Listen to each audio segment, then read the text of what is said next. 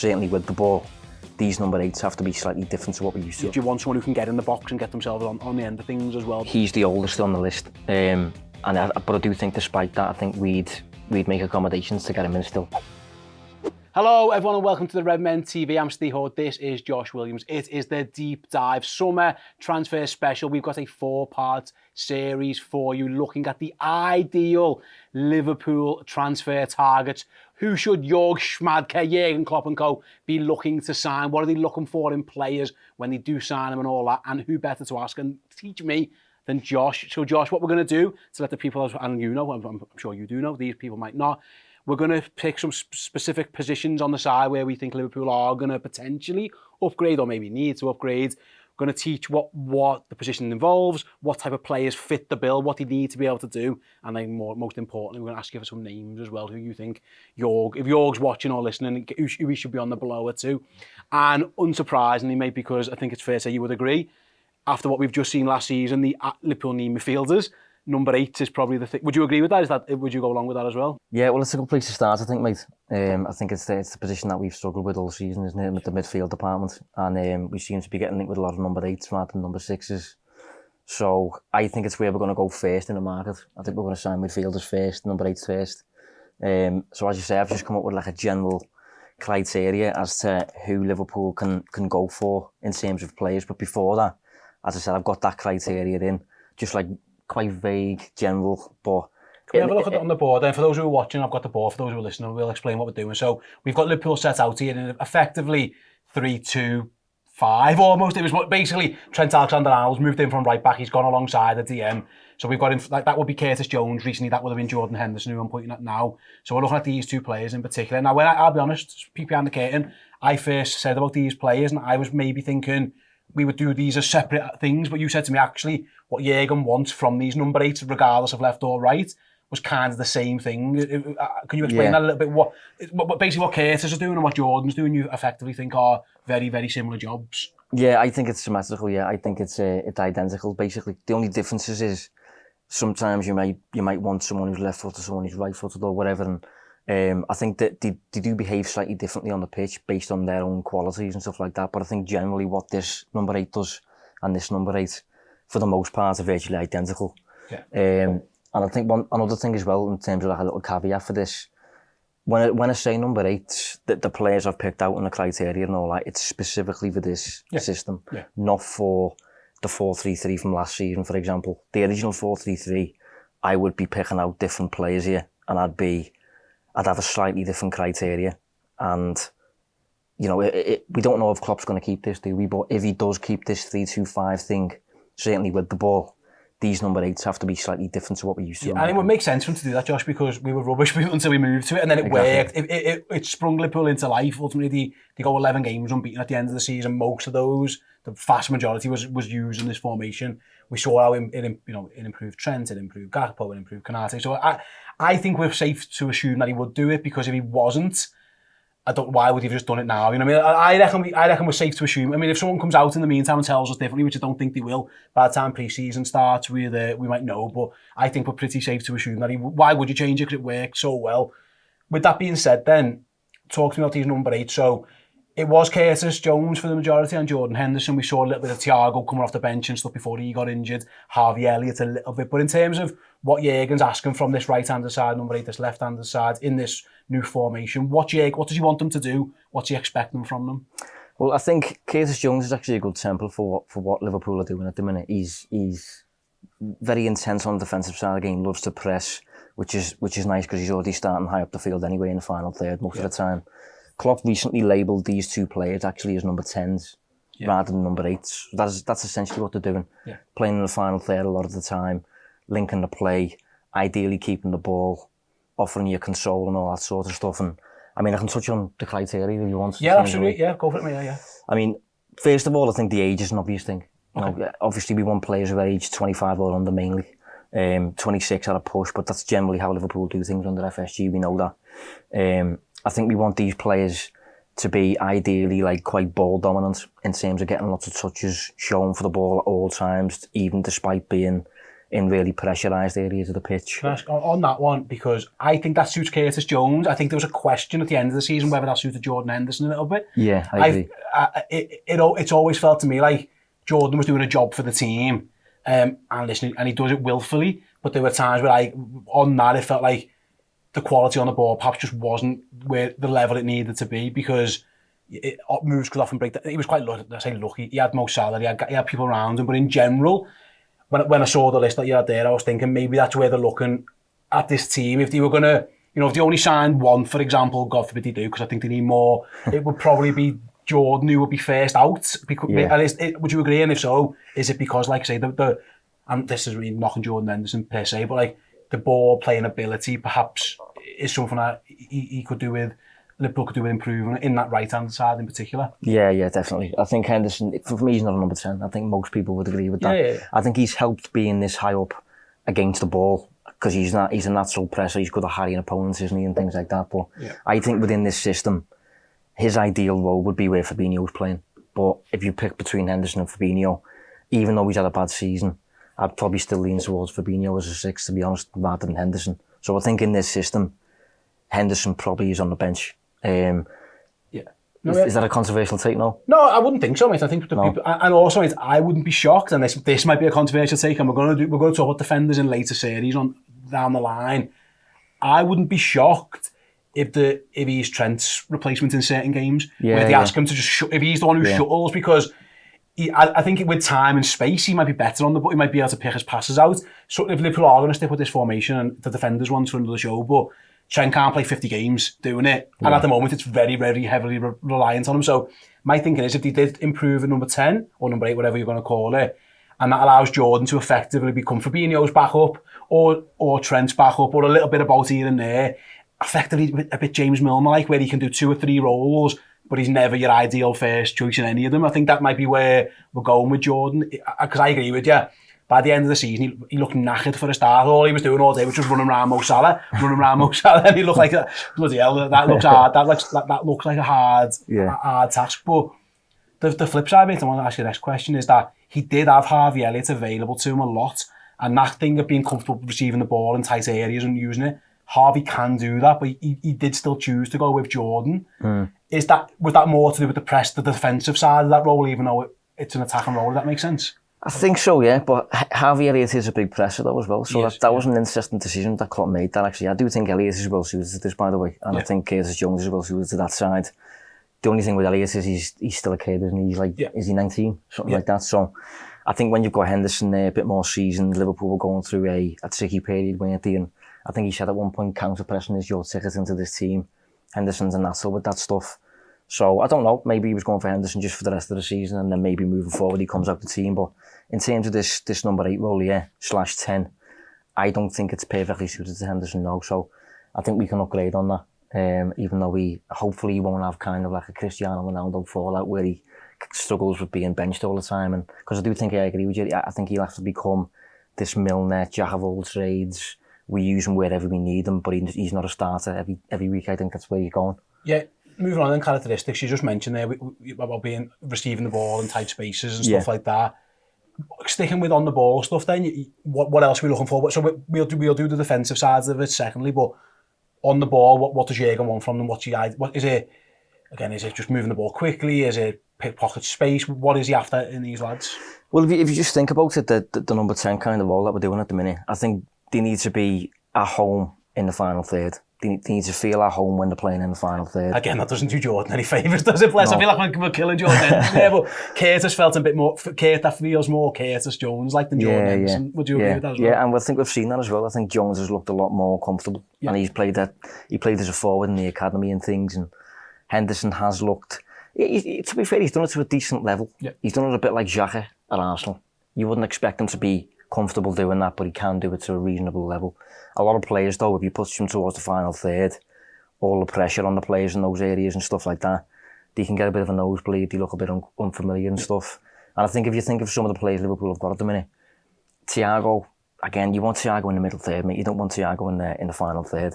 So it's a big thing now for Liverpool to get players who are comfortable in these kind of areas, but can also, if needed, become a bit of a number 8 at times. we've also got, I mean, ideally, obviously, we've seen this with Jones lately as well. It'd be nice if they chipped in with the odd goal and assist. Yeah, obviously, you know, if you're playing in that what is essentially an attacking bank of five at times, with a bank of five behind as like a safety net.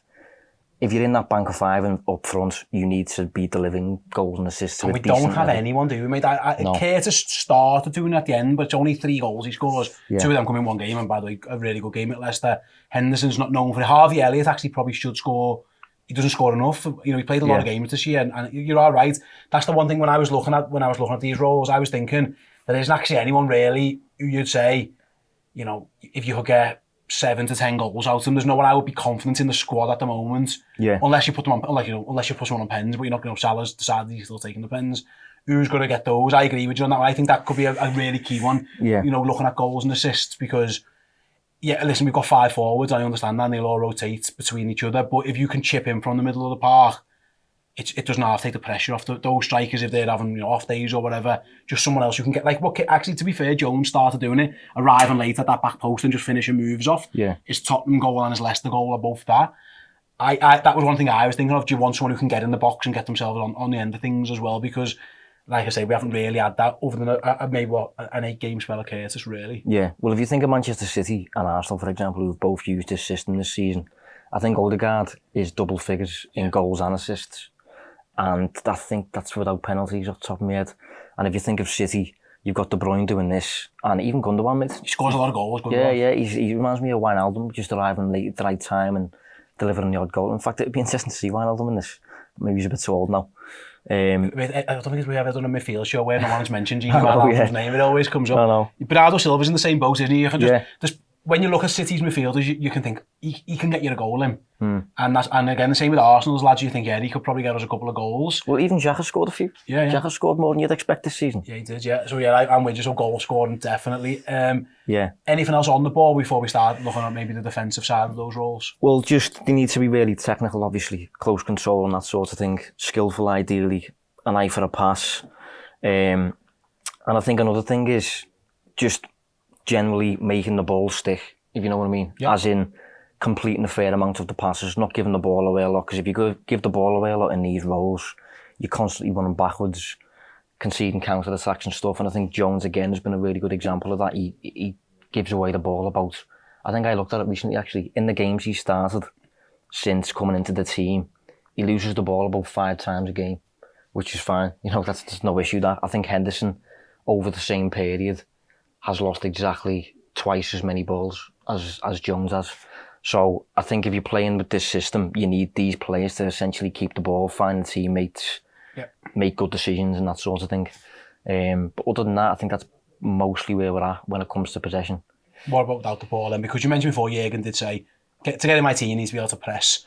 And I think that was the thing that, pardon the pun, impressed me most about Curtis Jones, was that I'd never really seen him be able to do that, because when he was playing in the old, and I'll move it across on here, he was on this 4-3-3, and when he was playing in that role, he was asked to be like a Gini Wijnaldum clone, and I always felt he was caught between 2 stools, do a go or do a stay. But when Liverpool did move to the more box midfield, whatever you want to call it, basically because he knew he had Fabinho and Alexander-Arnold behind him, he could just go, and he was constant, and that was the thing that I thought, listen, he was really good on the ball, but he stayed in the team probably because how good he was without the ball. I thought that was again, Henderson might have been in the same boat there. Jürgen was impressed with that from him. But I think that role, you still call the 2 midfielders in the 3 a bit of a graveyard shift in terms of you're going to have to do a lot of running.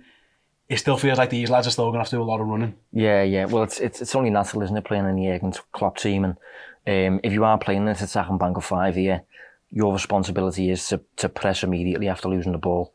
If that is beaten, then you've got the safety net there to kind of sweep that up, basically. But in these number 8 roles, you need to be like energetic and mobile and aggressive and naturally proactive and all that stuff. And obviously, we do need to say that, as you say, when it comes to Liverpool behaviour defensively, once that initial press is beaten, we do form a 4-3-3. Trent goes back to right back, and we go back to what was a more familiar style. We put on the board for those listening, back to the old style 4-3-3 with Fabinho and 2 in front of him. Yeah. So is that? How difficult do you think that is for somebody to come in and learn straight? I mean, listen, hopefully whoever Liverpool sign are going to be top quality players, but you are right. I've based a lot of this on the ball, but effectively, there's a lot of lads in this team now who has to do two completely different roles, two different formations almost. So Ibu Konate goes from being a right centre-back to being a centre-back. Trent goes into right-back. Yeah. These two guys in midfield become more traditional style midfielders. That must, again, mental aptitude to be able to do that and constantly do that. And again, the legs to be able to do it. I'm guessing that you would value that as well. Yeah, there needs to have a lot of stamina and things like that. But I think the headline really is you're basically after a number 10 who is a number 8 on the defensive side of the game. That's essentially what you want. Okay. You want a player who can play as a number 8 in defence, but with the ball, he's got all the characteristics of a technical little number 10 who's going to provide a bit of a link in the hole sort of thing. Absolutely. That's pretty much what we're after, really. That makes sense. So I'm going to move them back to what we call back in the possession now on the board. So Trent's gone back into midfield again, and we're back in almost a 3-2-3 kind of thing. I want to ask you some names then. Liverpool have been linked to a ton of names. There's been absolutely hundreds of midfielders. There's been so many linked with Liverpool. First thing I'm going to ask you, of those who have been linked, is there any that stand out for you as like, he would be absolutely the ideal person for this? Yeah, Mason Mount is one. Absolutely perfect. Okay, Manchester United's Mason Mount. Maybe we don't know where that's gone, but I'm guessing I was the same. I thought the same. Take Jordan Henderson out, pop Mason Mount in, and all of a sudden you've got someone who does get double-digit goals and assists, runs us nuts off. It would have been perfect, wouldn't it? Do you think? Yeah. Yeah, it would have been perfect, mate. Honestly, he's a perfect fit. A lot of people look at him and think he's not a number 8, but for me, he can absolutely play as a number 8. And with the ball, he's very number 10. Does tend to favour that side of the pitch as well. So you could potentially keep Jones in the team if you wanted to. Yeah. I think he's a perfect fit. And Alexis McAllister is a nice fit as well. We probably look a bit more likely to sign him compared to Mason Mount at the minute. He can definitely do that. He's done it for Argentina at times. He's done it for Brighton whenever he needed him, but he's also played as part of midfield too as well. But McAllister's kind of like, really progressive, technical, makes good decisions, can receive the ball in tight spaces. All of those nice qualities. Ryan Gravenberch is another one. It's funny enough, these are like, they do suggest that Liverpool know what they're doing. Know what they're doing, yeah. And that you might know what you're doing as well. So it's a credit to you. So yeah, the Gravenberch one's interesting because the stories about Gravenberch was that he actually, again, similar, he can do a few different roles within a side, and that versatility is it's another way to get someone in your squad. But so if let's say Mason Mount, we don't know at time recording, it looks like he's probably on his way to Man United. If it was Gravenberch and McAllister, for example, you would be fairly content that they would be sufficient to do the jobs that we're asking for here. I think they can do the jobs that we're asking, yeah. Just not as well as Mason Mount. Yeah, exactly. Exactly. Yeah. But to be honest, when I was looking at this and I was looking at players across Europe, there's loads that roughly fit the bill. There's a select few that are spot on, and there's a select few that are ish, but not quite perfect, if you get what I mean. Okay, so talk me through the names that you think are spot on. You've mentioned McAllister and you've mentioned Mount. McAllister and Mount are there. There's a lad called Danny Olmo at RB Leipzig. There's actually news come out today, actually, that he's meant to be signing a new contract, annoyingly, because he's actually out of contract next summer. So we could possibly get him for a decent price, to be honest, if we move quickly. Yeah. Dominic, this is a difficult surname to pronounce this. Soboslai. Yeah, Soboslai I go for. Yeah. He's been linked with Newcastle semi-recently, I think. Yeah, he's also at Leipzig. 2 players at Leipzig there that have interested. And obviously we've got a bit of a past of getting these Red Bull players. And if you think of Konate, Minamino, Mane, there's one more, Keita. Did you mention Konate? Anthony Konate, yeah. Sorry, Keita. Yeah. Timo Werner, we liked at one point. Yeah. These are all from Red Bull clubs who have got kind of like the pressing game ingrained into them. So there's some nice players. Jamal Musiala is another one, obviously, but we're probably not going to get him. Nico Barella. He has been linked Barella, and then the Barella thing's interesting because perfect. He does the age is that he's on the borderline of the age, but I mean, if you're going to make Liverpool have made concessions a little bit in the past. He made one for Thiago, and I don't think anyone doubted Thiago, but the flip side of Thiago is when you sign older players, the injury record is that becomes into it, because I reckon if you did a straw poll of players who Liverpool have been linked with, a lot of people go, wow, give us Barella every time. Like, he's 26 years old, so he's on that cusp of what you said. Yeah.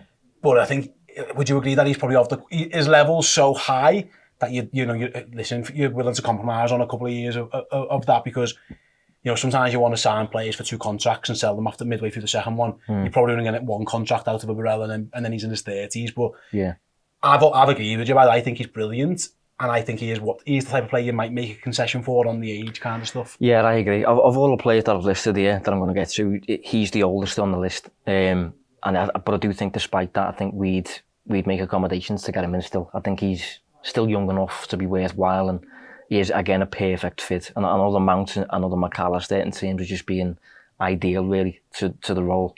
But he's on a massive wage. His team's currently in the Champions League final. I think he's got a decent length on his contract, so he's really unrealistic, sadly, but he's a perfect profile for what we're after. Another one is Florian Wirtz, who's currently at Bayer Leverkusen, getting coached by Xabi Alonso. Teenager, I think, or if he's not, he's about 20. But he's like the new Havertz, if he wants, of Leverkusen, in terms of being like a really versatile 10, very technical, good on the ball, can play all across the front line. I'm sure Schmeichel will know all about him, Klopp as well. But again, he's probably going to be expensive because he's like the jewel of Leverkusen at the minute, so they're probably going to ask for a lot of money. And then, aside from them that I've just mentioned, then we get to the players who fit the criteria that I've mentioned enough to be on the list, but you probably don't want to go there if you're honest. In an ideal world. Yeah, the more wild cards if you want. Yeah, go on, mate, fire some out. Well, for example, James Maddison. I don't think he is a Liverpool player, personally. I don't think he's got the intense defensive game to be a Liverpool player. But on the ball, definitely, he would suit that kind of number 10-ish thing, you know what I mean? Yeah. I think when Rodgers first came at Leicester, he played him as an 8, with Tielemans as the other 8. And it worked pretty well for a period, with Ndidi as a 6. So I think Maddison's an interesting one. Obviously, they just got relegated, but I want to be clear, I don't think that will happen, and I don't even want it to happen, if I'm honest. What do you think of Maddison? I think on the ball, yes. Without the ball, no. Yeah. If Liverpool playing the old style 4-2-3-1 and you wanted someone in behind your main striker, then I think that would suit more James Maddison. But basically, what Leicester do to him is like, go and be creative. If you lose it, the 2 lads behind you are gonna get it for you. Yeah. I think Leicester to make more concessions about that. And he's been a good player for Leicester, but ultimately they've just been relegated. Yeah. Liverpool have signed relegated players before, and I think he will move. I don't think he's playing Championship footy.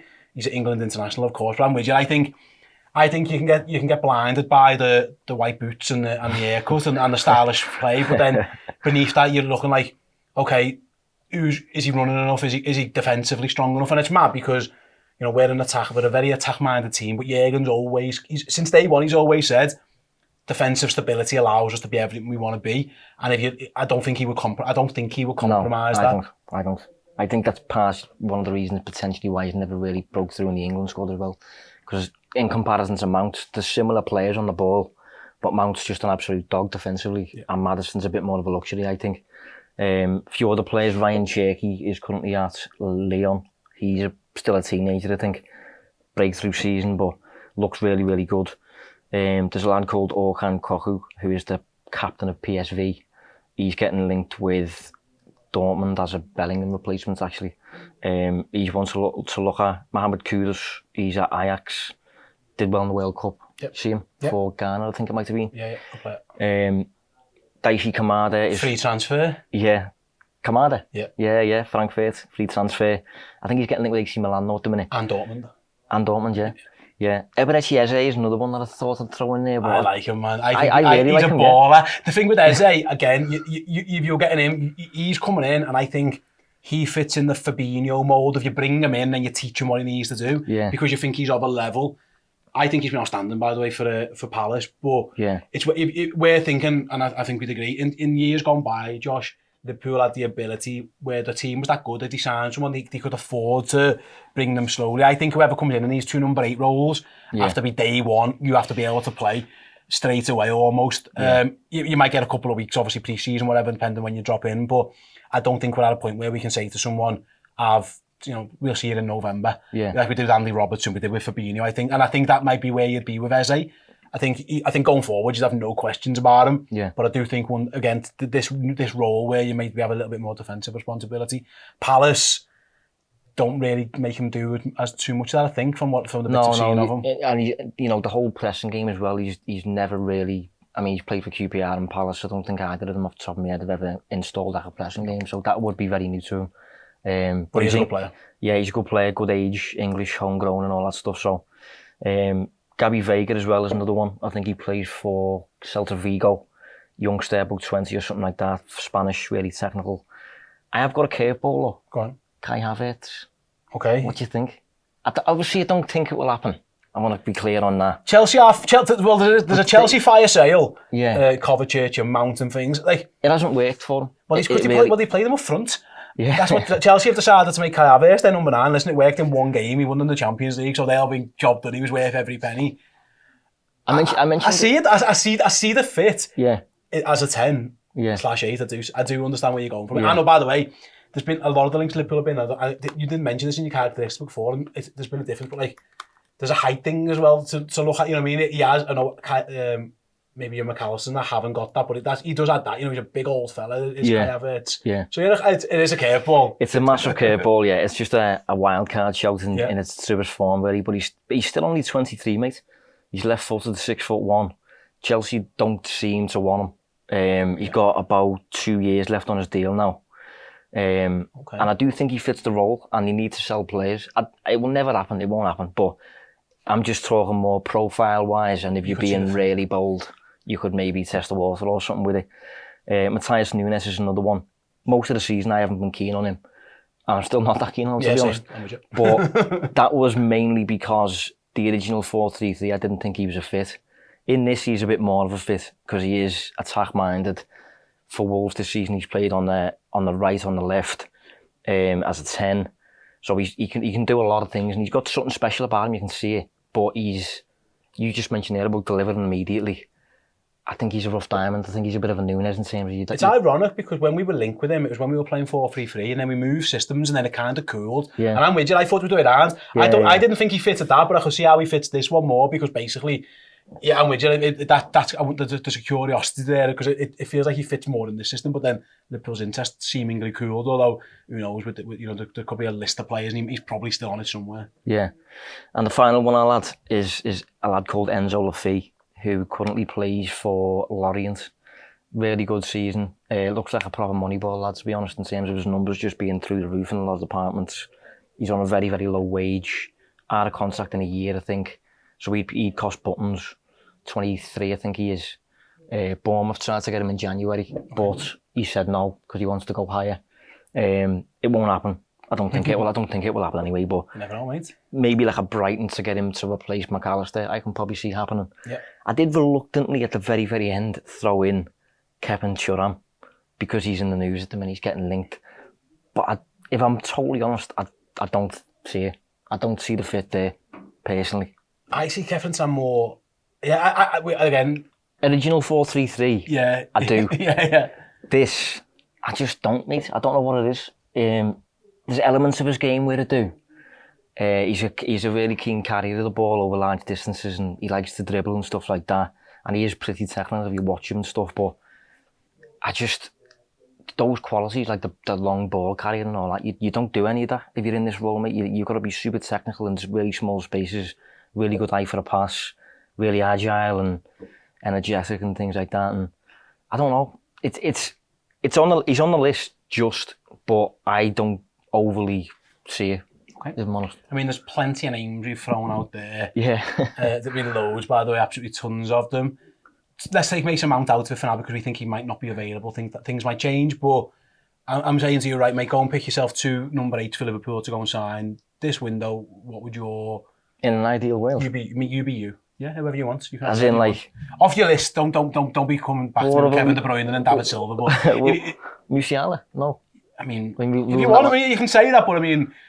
Let's be semi-realistic. Players you think Liverpool could potentially get as well. Let's go for that as well. Okay. Well, I'm happy with McAllister over here. Okay. I think that's perfect. Yeah. I would also be absolutely fine if we went and got Danny Almo, or if we went and got Subazli or Soboslai, however you say it. Barella would be my ideal pick, I think. McAllister, Barella would be your 2. Yeah, but how realistic Barella is, I don't know. But I'll let you out that one. He's been linked. There's been actual links that he might move, so we'll go for that one. So, guys, that's it for this first episode. Let us know in the comments if you're watching on YouTube or if you're listening to this as a podcast. You can get involved by all of our social media channels at Redmen TV. Tag Josh at Distance Cover as well. And let us know which of all those players you would like. If you could have two at Liverpool, who would you have? And also, if we missed anyone off, feel free to let us know again in either section. We'll be back next week looking at Liverpool's potential defensive midfield options. We'll see you all on that show. See you in a bit. Hey, thank you so much for watching. Check out redmenplus.com, and if you join as a club legend on there at a yearly rate, you'll be instantly emailed 2 codes to get yourself 2 free pieces of merch from redmenmerch.com. Boss Liverpool t-shirts to sit in, watch and listen to our podcast. It's Boss, your boss. See you on redmenplus.com.